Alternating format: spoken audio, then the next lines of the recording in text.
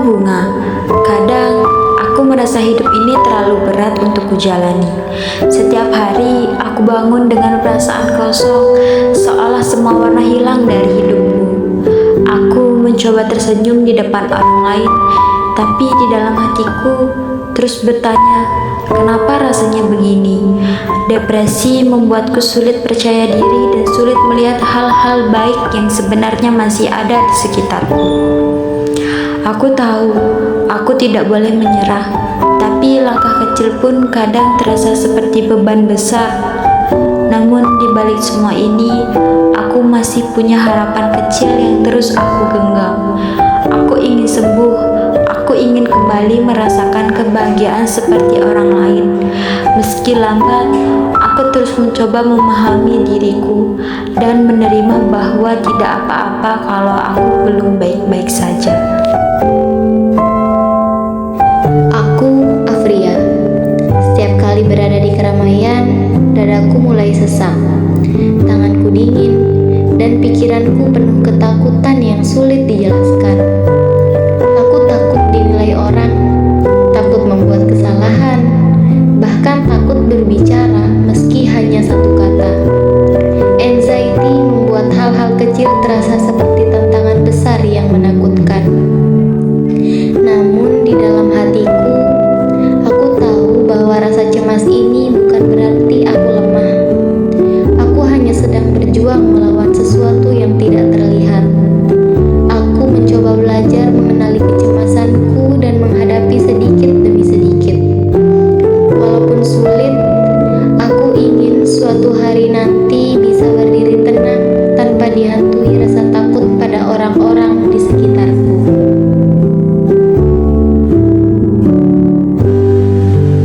Hai, namaku Mentari.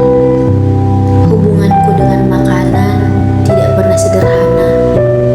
Setiap kali aku melihat tubuhku di cermin, ada suara dalam kepala yang mengatakan aku belum cukup baik. Karena itu, aku sering nahan makan ataupun sebaliknya. Makan berlebihan, lalu kemudian menyesalinya. Semua itu membuat pikiranku terus berputar tanpa henti. Tapi jauh dalam hati, aku tahu ini bukan tentang tubuh saja. Ini tentang luka yang tidak pernah selesai. Aku mencoba perlahan-lahan menerima diriku dan memahami apa yang benar-benar aku butuhkan. Aku ingin sembuh, bukan hanya secara fisik, tapi juga secara perasaan. Aku percaya suatu hari aku bisa berdamai dengan diriku sendiri.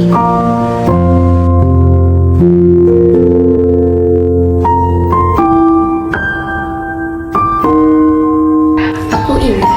Ada bagian dari diriku yang masih takut ketika suara keras terdengar atau seseorang mulai berbicara dengan nada tinggi. Trauma dari masa lalu membuatku sulit merasa aman. Meski aku tahu tempatku sekarang sudah berbeda. Kadang aku merasa seperti selalu harus berjaga-jaga, seolah sesuatu buruk bisa terjadi kapan saja. Meski begitu, aku mulai belajar bahwa pelan-pelan aku bisa membangun diriku lagi. Luka itu memang belum hilang, tapi aku tidak sendirian. Aku ingin menjadi lebih kuat, bukan untuk melupakan masa lalu, tapi untuk menjalani masa depan tanpa harus terjebak dalam ketakutan. Aku mencoba memaafkan diriku dan memberi ruang untuk sembuh. Namaku Intan.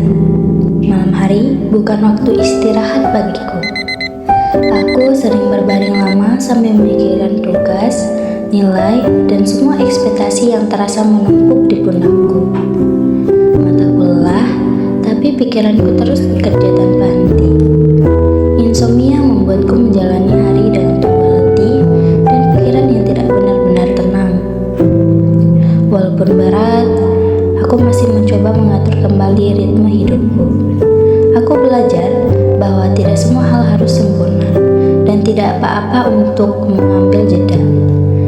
Aku ingin menemukan keseimbangan agar aku bisa menjalani hari tanpa merasa tertekan oleh semua tuntutan. Perlahan, aku percaya aku bisa kembali tidur nyenyak dan menjalani hidup dengan lebih ringan.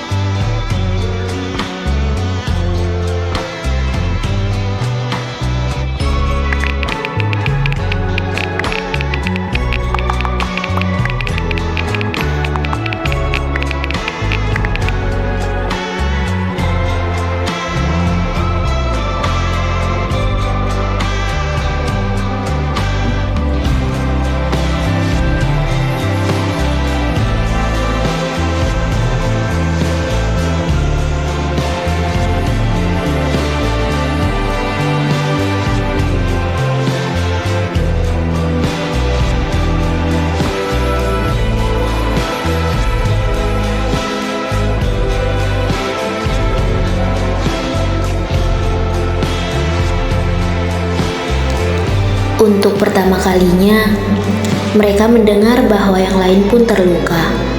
Depresi, kecemasan, gangguan makan, trauma, dan tekanan akademik yang semuanya ditemukan dalam suatu waktu yang sunyi itu. Dan justru di sanalah mereka akhirnya merasa terhubung. Mereka saling memahami tanpa menghakimi, saling mendengarkan tanpa membandingkan. Pertemuan itu mungkin tidak direncanakan, tetapi menjadi titik balik yang mereka butuhkan. Mereka tidak sendirian. Kesehatan mental bukan berarti kelemahan, dan bahwa setiap guru berhak merawat dirinya sebelum merawat orang lain. Dan untuk pertama kalinya, langkah mereka terasa lebih ringan.